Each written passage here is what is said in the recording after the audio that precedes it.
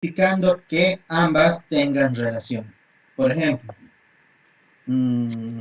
si yo planteo dentro de mi hipótesis el siguiente texto.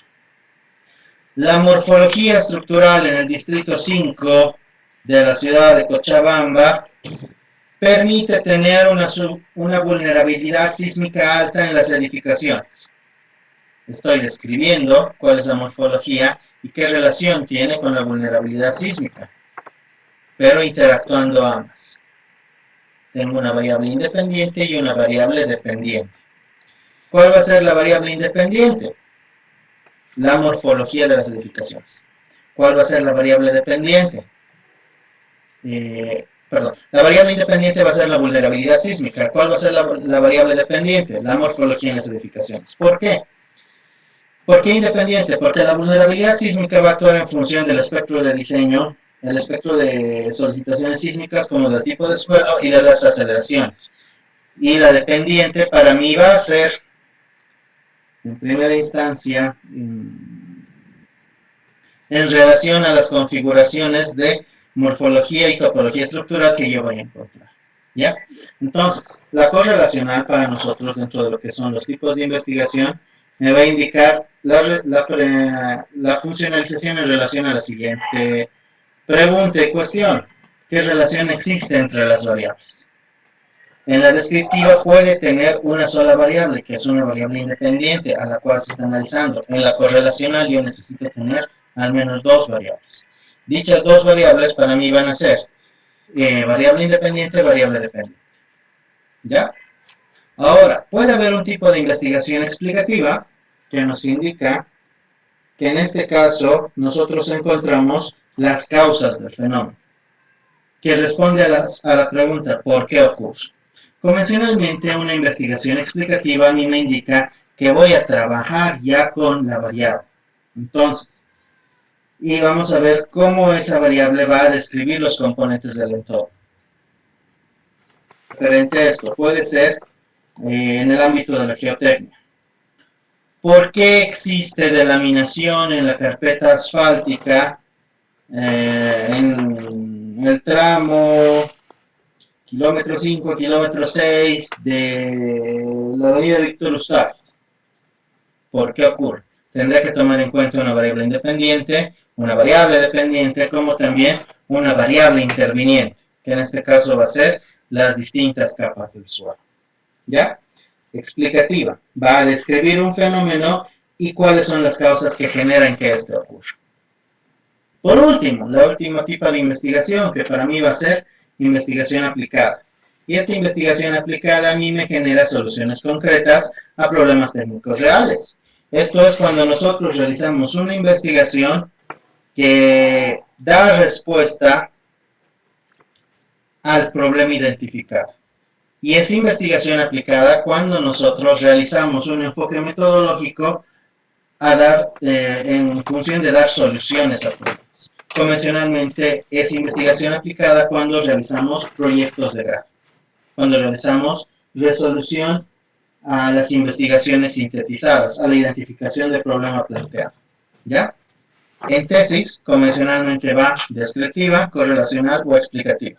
En proyectos de grado, convencionalmente va aplicativa. Hay investigación aplicada. Existe una discordancia en cuanto a las diferentes carreras que se tienen dentro de lo que es la ingeniería.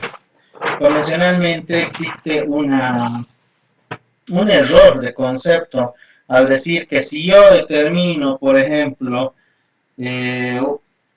una forma de mejorar los procesos de resolución, en este caso si fuera ingeniería industrial, mejorar la forma de un ciclo de producción, estoy realizando una investigación explicativa, pero es un error, es una investigación aplicada, porque está aplicando soluciones concretas a problemas técnicos. Si bien está mejorando el ciclo de proceso, está teniendo una respuesta a un problema real, ¿ya? Muy pocas veces, dentro de lo que es la metodología de la investigación, y sobre todo en los ámbitos de grado, de pregrado, incluso en posgrado, no se tiene investigación descriptiva. Convencionalmente siempre va de la mano descriptiva y correlacional o descriptiva y explicativa. ¿Ya? Investigación aplicada para lo que son proyectos. Pero no hay investigación pura. Investigación pura sería determinar una fórmula, una ecuación, algo que determine un comportamiento que nosotros no conocemos. Por ejemplo, hallar la fórmula de la fusión fría o hallar el método de realizar la fusión fría, sí sería investigación pura, porque no tenemos un elemento o una base sobre la cual realizar. Si bien existe el fundamento teórico, no existe la aplicación del mismo. ¿Ya? No existe investigación pura. Y cuando encuentran algún texto que indique investigación pura, o ha descubierto algo que realmente cambia el entorno y el entendimiento de la ciencia, o está descubriendo algo realmente malo. No existe investigación pura en lo que es ingeniería. Eso, por favor, tomarlo en cuenta. ¿Ya? Haciendo un resumen, 4 tipos de investigación: descriptiva, correlacional, explicativa y aplicada. 4, señores. Vamos allá. ¿Cómo elegir el tipo de investigación? No es elegir como tal, sino cómo se va a describir ese tipo de investigación. Para nosotros va a venir directamente del problema planteado, de los objetivos específicos del trabajo. No existe una opción universalmente válida. No todos los trabajos requieren el mismo nivel de profundidad, y un proyecto puede comenzar como descriptivo y evolucionar hacia explicativo si los objetivos así lo demandan. ¿Ya? Entonces, no hay investigación pura en ingeniería. Por favor, recalcarles eso. Cuando escriben eso están haciendo un error por completo detallado. Todos los trabajos requieren que se tenga un desarrollo metodológico funcional. Y puede ir marcándose entre los distintos tipos de investigación el que se va a determinar. Luego, ¿qué más podemos determinar nosotros? ¿Qué enfoque va a tener mi investigación? Recordemos, había 7 componentes del diseño metodológico y el segundo punto para nosotros va a ser enfoque. ¿A qué nos referimos con enfoque? Podemos decir que el enfoque es el cómo se entiende la investigación dentro de los paradigmas investigativos. Si bien aquí encontramos 3 enfoques de investigación, van referidos a lo que son paradigmas, puesto que nosotros vamos a tener paradigma positivista, paradigma sociocrítico y paradigma mixto, que combina también la síntesis y combina también para nosotros un paradigma pragmático que integra los métodos cuantitativos y cualitativos. ¿Ya? ¿Por qué decimos que el cuantitativo es positivista?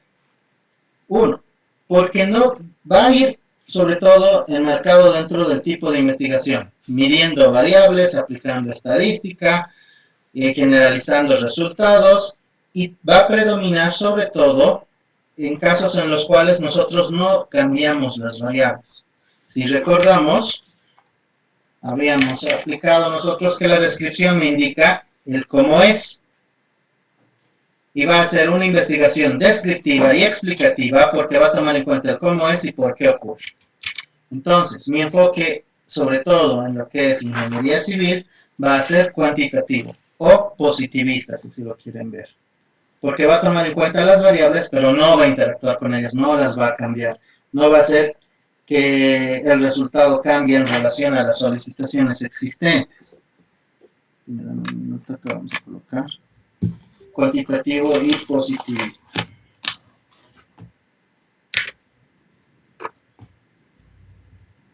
O mejor, cuantitativo. No. Paradigma positivista. Paradigma positivista. ¿Ya? Porque toma en cuenta variables numéricas. Si en algún momento les preguntan estos criterios, pues ya saben de qué están hablando y de qué están considerando. Es fácil que venga algún entendido en la metodología de la investigación que les pueda dar vueltas con esto, pero en términos simples, si hablamos de un enfoque cuantitativo, es un paradigma positivista. ¿Por qué? Porque no altera la variable. Cualitativo. para nosotros, ¿qué va a responder a ser cualitativo? Si hablamos de cualitativo, se entiende que es aquel elemento que interpreta el fenómeno desde la perspectiva del sujeto. Y sobre todo, va a ser una descripción, pero una descripción crítica, que va a tomar en cuenta la interpretación del fenómeno. Y va a ser más frecuente en gestión de diagnósticos participativos. Es decir, va a tomar en cuenta el porqué del proceso y cómo puede ser mejorado. Entonces, un enfoque cualitativo para nosotros va a obedecer a un paradigma sociocrítico. Y eso lo vamos a colocar acá, por favor. Paradigma sociocrítico. ¿Y por qué sociocrítico? Porque convencionalmente trabaja en el ámbito de los aspectos de las ciencias sociales, de la lengua. En derecho van a tener los enfoques de investigación cualitativos, también en ciencias políticas, educación y demás criterios. ¿Ya? Tomarlo en cuenta, por favor. Es muy difícil que ustedes realicen una investigación con un enfoque cualitativo en ingeniería. No es algo que no vayan a encontrarse, pero es muy difícil que lo lleguen a realizar. Ahora vamos con el último enfoque de investigación. Vamos a decir que el último enfoque de investigación va a ser un enfoque mixto, que va a tomar en cuenta un paradigma pragmático. ¿Y por qué pragmático? ¿Qué entendemos por pragmatismo? Acá lo vamos a colocar.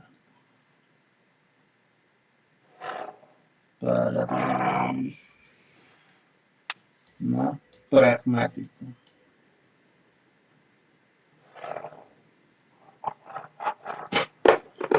O convencionalmente conocido como transdisciplinar.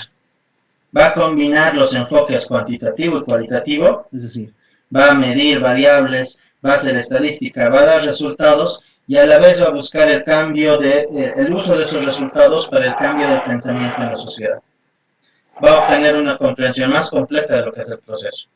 Pero en desmedro de qué? De que requiere una mejor planificación, una mejor justificación, requiere mayores variables, un mejor manejo de entorno y demás criterios.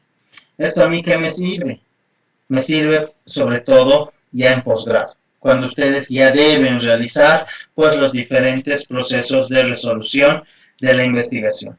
Y probablemente ni siquiera lo vayan a ver en un enfoque mixto o pragmático cuando hagan maestría, cuando hagan doctorado probablemente, si es que logran realizar una mayor capacitación, pues pueden tomar en cuenta estos enfoques. Es bueno que lo sepan.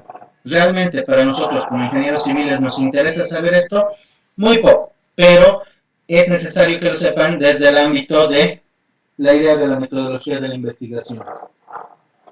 ¿Ya? Entonces, tómenlo en cuenta, por favor. Si me dan un minuto. A ver, haciendo un resumen, vamos a tener cuantitativo, cualitativo y mixto, bajo el criterio de que uno va a medir variables numéricas, el otro va a considerar fenómenos desde la perspectiva de un análisis de sujetos, y un mixto que combina ambos enfoques para entender un proceso complejo. ¿Ya? Por eso es transdisciplinar. Muchas veces se le llama un paradigma transdisciplinar, que no simplemente nos está hablando de un enfoque de investigación mixto. Vamos al siguiente. Diseño de la investigación. El diseño de la investigación convencionalmente va bajo 4 aspectos. Esto tomarlo en consideración, por favor. Manipulación de variables, que para mí va a ser un diseño experimental. No experimental, que va a ser simplemente observación, que va a predominar en la ingeniería de pregrado, que nosotros vamos a observar cómo ocurre la realidad sin manipular las condiciones. Y tenemos que ver también la dimensión temporal del diseño transversal o del diseño longitudinal. Esto va a depender de cuántos datos se tiene y a qué punto se quiere llegar. La delimitación de todos estos aspectos pues ya la hemos realizado nosotros en el ámbito de lo que son antecedentes, en el ámbito de lo que son los alcances en el ámbito del planteamiento del problema. Si yo no he enmarcado coherentemente mi investigación, pues va a ir cambiando mi diseño transversal a un diseño longitudinal. Y puede ser experimental transversal, no experimental longitudinal. Convencionalmente van de la mano. Podemos decir que en pregrado, como dice el texto, predomina pues el diseño no experimental. ¿Por qué? Porque nosotros vamos a ver cómo ocurre el fenómeno sin manipular las condiciones. Por ejemplo, cuando hacemos una simulación de estructuras en edificaciones, tomamos en cuenta las características de los materiales, configuración estructural, el refuerzo que se le va a dar y el comportamiento ante las solicitaciones, pero nosotros no manipulamos esas variables, puesto que las solicitaciones van a venir de una configuración arquitectónica, de un tipo de suelo, para que elija las características sísmicas. Y va a ser recolectado para un solo momento de tiempo. Nosotros hacemos el diseño sismo resistente para el sismo más grande, no para ver el comportamiento ante diversas etapas de sismos. Entonces va a ser un diseño transversal no experimental, donde yo voy a considerar que mi elemento se toma en la mayor solicitación de tiempo de sismos y sin cambiar las variables de los materiales, de la ingeniería y de estructuras. ¿Cuándo puede ser experimental?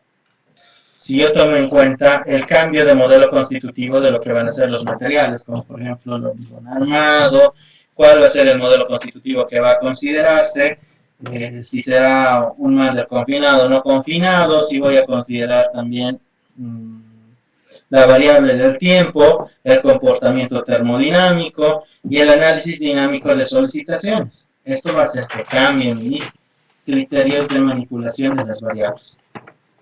Para que lo entiendan simple. En pregrado, no experimental, transversal. En posgrado puede ser experimental transversal y experimental longitudinal. Entiéndanlo así y anótenlo así, por favor, en lo que es el diseño de la investigación. Recordemos que estamos en el tercer componente de lo que es el diseño metodológico. ¿Ya? El diseño de la investigación, entonces, debe sido experimental, no experimental, y considerando para un solo punto de tiempo o diversos análisis bajo el parámetro de rango tiempo. Variables y parámetros técnicos. Estamos en el cuarto componente de lo que van a ser las componentes del diseño metodológico. Vamos a ir remarcando todas y cada una de las que hemos visto. Hemos visto el tipo de investigación, que para nosotros era una investigación descriptiva, correlacional, explicativa o aplicada. El enfoque de la investigación, que va a considerar un enfoque cualitativo, cuantitativo, mixto, bajo los diferentes paradigmas positivista, sociocrítico y pragmático o transdisciplinar. El diseño de la investigación, que va a ser experimental o no experimental, y va a ser longitudinal o transversal. ¿Ya? Ahora vamos a entrar a lo que son variables o categorías. ¿Ya? ¿Y cuáles son las variables de la investigación? Como ya se había indicado, vamos a tener parámetros técnicos sobre los cuales nosotros vamos a ir interactuando. Una variable independiente, que siempre va a existir, es aquella que describe convencionalmente el fenómeno que estamos investigando. Es un factor que manipula o selecciona el investigador para estudiar el efecto. ¿Cómo podemos manipular el mismo? Por ejemplo, la morfología estructural o el tipo de estructura que estamos considerando, el perfil estructural que se va a tomar en cuenta. Puede ser una estructura de pórticos, puede ser una estructura de muros, puede ser una estructura de pórticos y muros que va a ser dual y que va a considerar los diferentes solicitaciones. Entonces, la morfología es aquella que yo estoy cambiando dentro de lo que es la variable independiente. ¿Cuál va a ser la variable dependiente? El resultado de respuesta que se va a medir en función de la variable independiente. Por ejemplo, un sistema de pórticos necesitará un mayor coeficiente de reducción y un mayor coeficiente de reducción y un mayor desplazamiento calculado en función de las solicitaciones existentes. El resultado de la respuesta va a ir en función de la variable independiente. ¿Cómo actúa? ¿Cómo responde? Y va a tener variables intervinientes o indicadores y parámetros. En ingeniería es hablar de parámetros técnicos de evaluación en lugar de las variables clásicas, ¿ya? ¿Sobre qué se interviene? Sobre la configuración estructural, sobre el tipo de concreto, sobre el tipo de suelo, parámetros que nosotros vamos a ir considerando para evaluar la respuesta de mi elemento que está siendo investigado. ¿Qué es lo que necesitan saber ustedes? Existe una variable independiente, una variable dependiente, ¿ya? ¿Y qué indicadores y parámetros más vamos a considerar nosotros como variables intervinientes? Sobre qué se trabaja y cómo interactúan estos pequeños parámetros. Por ejemplo, variables. En estructuras, la vulnerabilidad sísmica.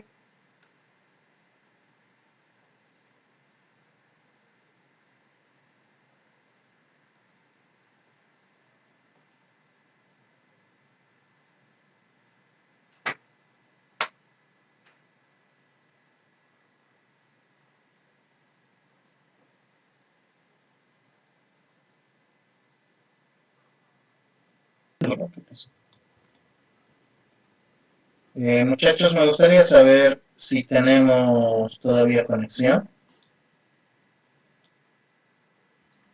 Sí, que se escucha.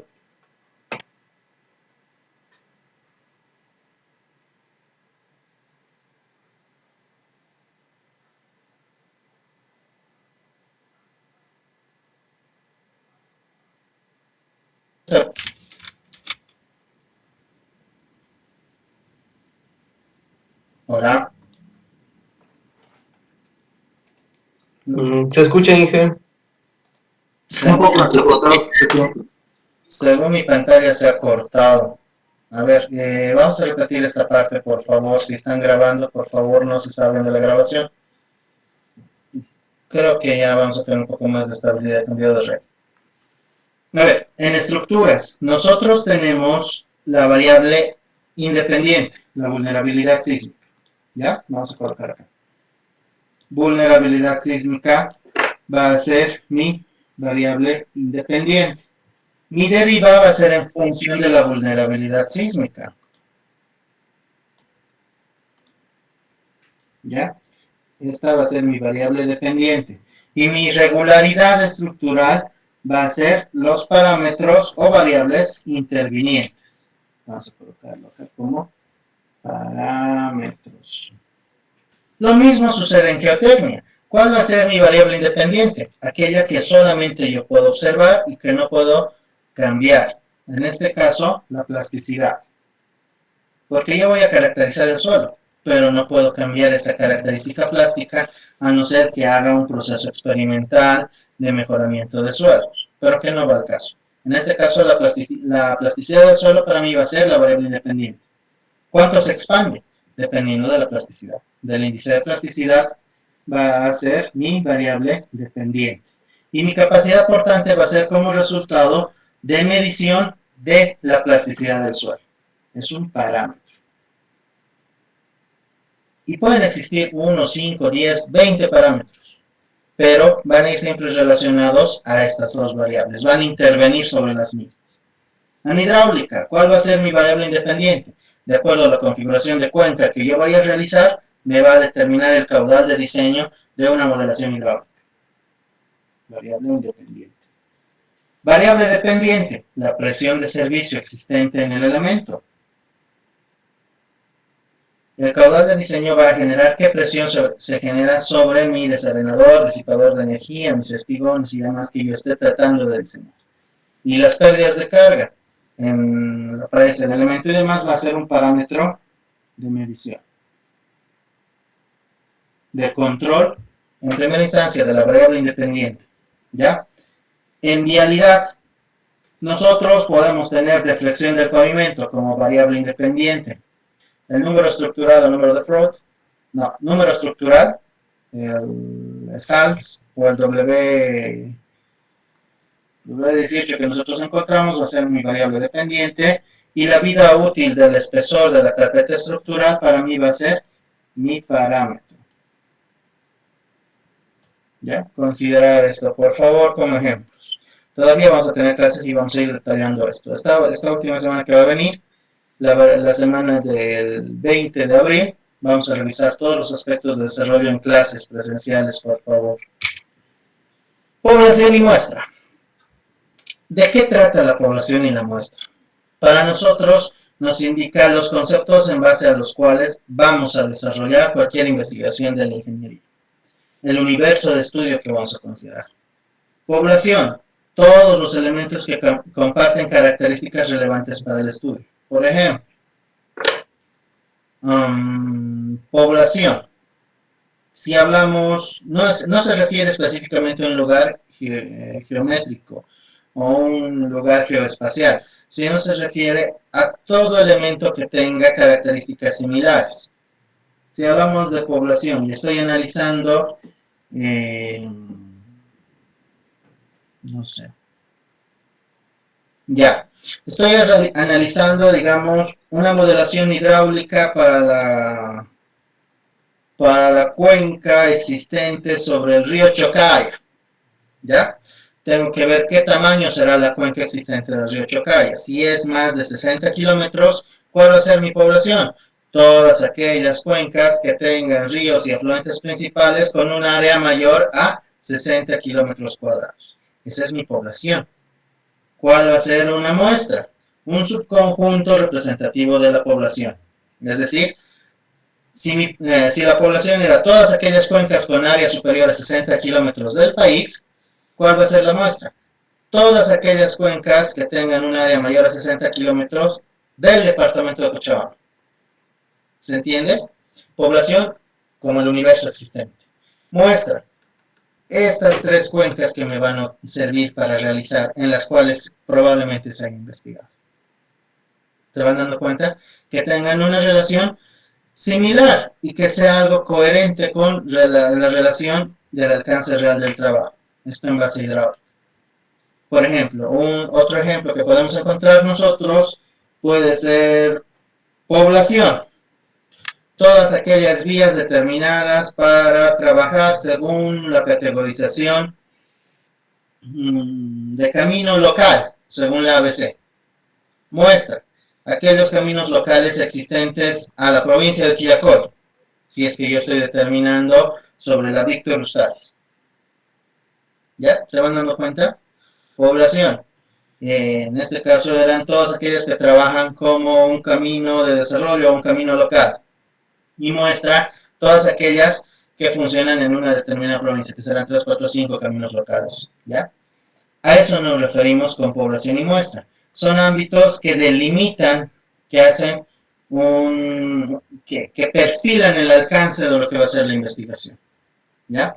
Me dicen, esta va a ser mi población, todas aquellas existentes, y esta va a ser mi muestra, estas 3 que me sirven, o estas 4 que me sirven, o estas 5 que me sirven. ¿Ya? Delimitan el cómo puede ser relacionado e investigado el trabajo. Tipo de muestreo, porque vamos a tener un muestreo en investigación, se tiene que realizar un muestreo. Puede ser probabilístico y no probabilístico. ¿A qué nos referimos con probabilístico? Va a tener una aleatoriedad. Voy a tomar los datos de toda la población y de la muestra que estoy considerando y voy a elegir al azar los datos que me van a servir. Pueden ser aleatorio simple, sistemático y estratificado. Todos los elementos de la muestra y los datos que me permitan a mí trabajar con ellos pueden tener aleatoriedad. ¿Ya? Ahora, no probabilístico, que yo voy a tomar en cuenta respectivos puntos de las conclusiones o los datos obtenidos de dichas investigaciones y de dichas muestras utilizadas. Va a ser intencional, por conveniencia, y va a estar basada en criterios de accesibilidad. ¿Ya? En tesis de ingeniería, como se indica acá, en tesis de ingeniería aplicada, el muestreo intencional o de conveniencia es lo más común. Y esto es lo que convencionalmente van a encontrar ustedes en sus diplomados, en su modalidad de titulación por diplomado con monografía, o también en lo que se utiliza para sus TDIs del PETAG, que va a ser sus trabajos de desarrollo interdisciplinar. ¿Cuál elegir en una tesis aplicada? Con un alcance acotado, el muestreo intencional o por conveniencia técnica es el más habitual y debe estar justificado en función del problema. ¿Ya? Debe argumentarse este tipo de muestreo en el capítulo de diseño metodológico. Pero ustedes no van a llegar a realizar ese capítulo, pero es bueno que lo sepan. Técnicas de recolección de datos. ¿Cómo voy a recolectar esos datos? Si bien voy a tener un muestreo probabilístico o no probabilístico, tengo que ver cómo se recolectan esos datos. Y estos van a ser por observación directa, por levantamiento en campo, como toma de datos topográficos, registro de lluvias, caudales y demás, moderación mediante software, ensayos de laboratorio para medir las propiedades geotécnicas, físicas o mecánicas de los diversos elementos que están siendo analizados, una revisión documental, viendo normas, planos, informes técnicos que tengan que ver con la investigación determinada, y si están tomando en cuenta un enfoque sociocrítico, un enfoque cualitativo para un paradigma sociocrítico, se toma en cuenta encuestas o entrevistas. Cuando el estudio involucra percepción o uso de la experiencia en actores relevantes. ¿Por qué no es bueno utilizar el uso de encuestas y entrevistas en lo que va a ser la técnica de recolección de datos en un enfoque cuantitativo? Porque las entrevistas van a generar un sesgo en cuanto a lo que se quiere investigar. Las encuestas es el mismo caso y puede llevar a un proceso de idealización conclusiva de la hipótesis que no es el real. Entonces a eso se refiere las técnicas de recolección de datos, mis estimados estudiantes.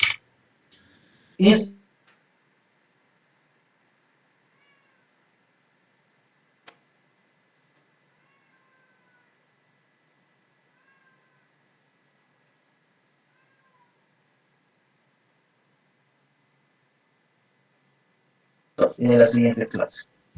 ¿Qué instrumentos voy a tomar en cuenta? Fichas de observación, planillas de registro, equipos de ensayo, software técnico y formatos de recolección. ¿Por qué fichas de observación? Si yo estoy realizando o viendo el comportamiento de la viscosidad de un determinado alquitrán o betún para el uso en vías, tengo que tomar en cuenta cuánto va a ir expandiendo o deflectándose en relación de la forma sistemática y la variable tiempo. Planillas de registro para anotar y tomar en cuenta mediciones y resultados. Si estoy haciendo roturas de cilindro, de hormigón experimental o de concreto experimental, tengo que ver cuáles son los resultados y bajo a qué parámetros se está obteniendo los mismos. Equipos de ensayo que me permitan obtener las planillas de registro. Prensas, equipo de Marshall, martillo Proctor y demás elementos que me permitan utilizar la instrumentación técnica para realizar dichos ensayos. Software técnico. Seamos honestos, en estos albores de la primera y segunda década del siglo XXI nosotros utilizamos software y trabajamos con lo que son simulaciones, análisis de datos y herramientas de cálculo. Por último, formatos de recolección, que vamos a ver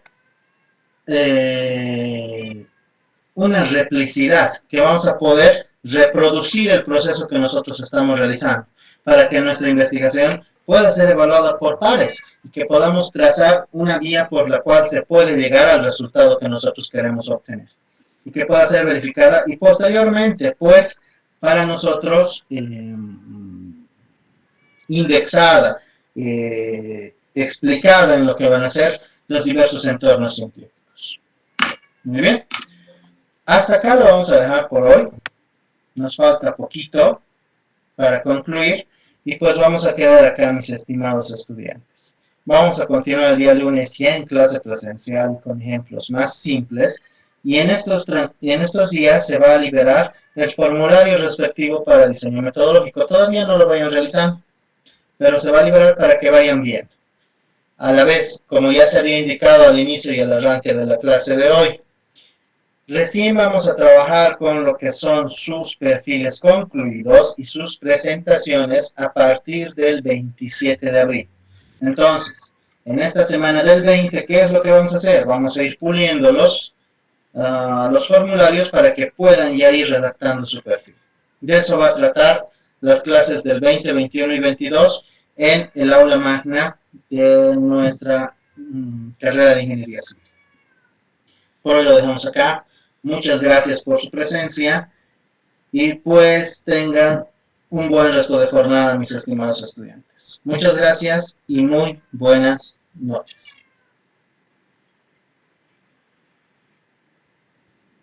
Pueden retirarse, muchachos. Gracias. Buenas noches.